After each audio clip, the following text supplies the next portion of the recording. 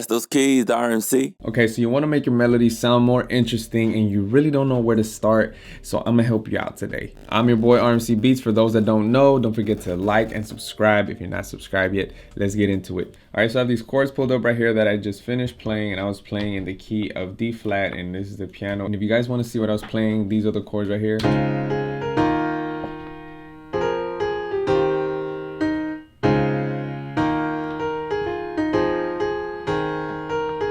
So one tip right off the back is I always like to play different 4-bar loops when I'm doing an 8-bar loop. So for instance, if I'm playing this first one right here, this is this one.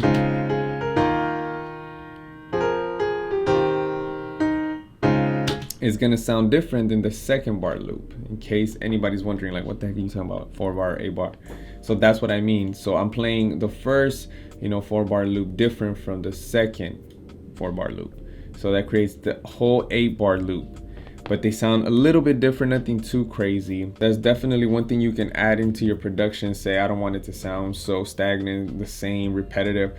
Just change the 4-bar loop, the 2nd one, make it a little different, and it's not gonna sound so stagnant and the same all the time. Now for the 2nd part that I'm gonna do is I'm gonna add another counter melody on top of these chords to kind of make a difference in between both melodies. One tip I'm gonna say before I do this, there's a couple ways you could do a counter melody.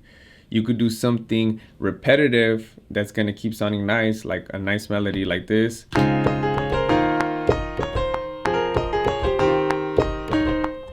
Right, it just keeps doing the same thing over and over like an arpeggio. Or you can go ahead and just add another counter melody that you're just gonna freestyle in. You can click them in and do your own thing instead of just doing something repetitive. Both can work. It all depends on your preference. Remember that. So for this one, I'm not gonna do something repetitive. I'm just gonna freestyle it a little bit, but there's been times where I do just do something repetitive and it sounds good as well.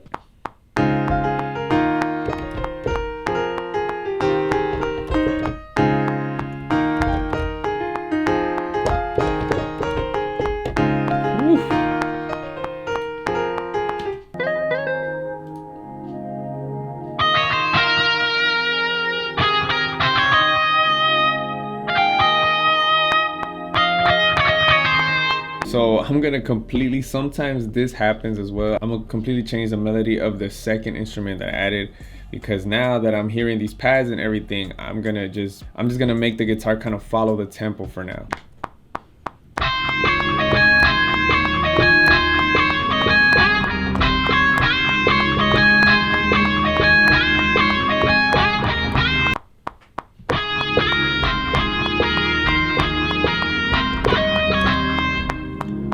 Okay, I'm just gonna repeat that one twice. Let me quantize real quick. Let's see how that sounds.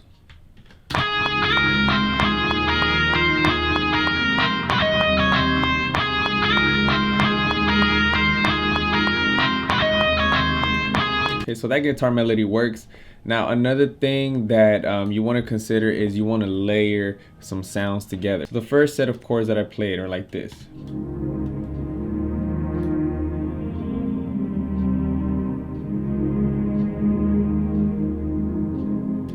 Alright, so I'm just gonna duplicate that and I'm gonna look for another sound to play under.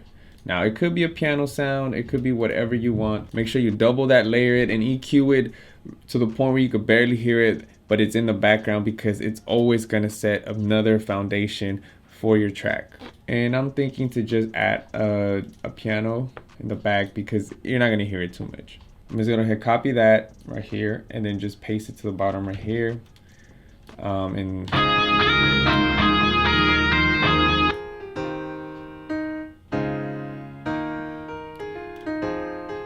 because this first pad right here has a lot of low end, I'm gonna remove some of it, but at the same time I'm gonna keep some, because most of the low end that this sound has is what makes the sound more ambient. So I gotta leave some, not remove everything completely, but leave a little bit.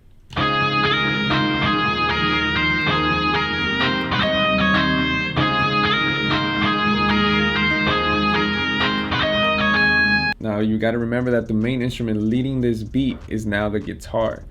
So the way that you can make that song more interesting is just by putting the rest of the instruments or the tracks that you're making behind it. Make sure the volume is properly set up to the point where the other instruments or the other tracks in this beat is not taking over the guitar. The guitar has to stand out slightly more than the other instruments that you added to this track. All right, so another thing I like to do to stack up my melodies is to play the main chord progression with one hand with a different instrument. Right now I'm gonna use the piano, but then I might switch it later for some plugs or something that's gonna subtly be in the back, nothing too crazy. So here we go.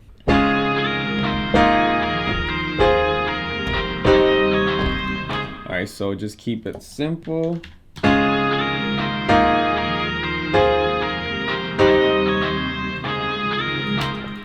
And you may ask, like, why is this necessary? Why are you doing this if you already have the chords playing in the beginning?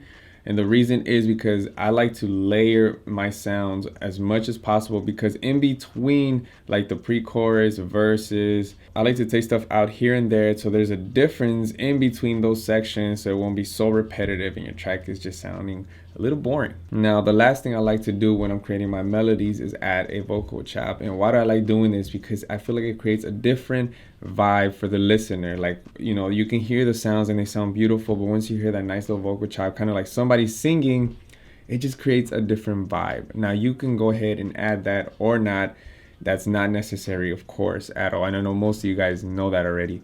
But for my personal taste, and everybody has like their preference, I like to add that in most of my tracks just to create, like, I don't know, maybe like a signature sound. And I just like the vibe of it, to be honest.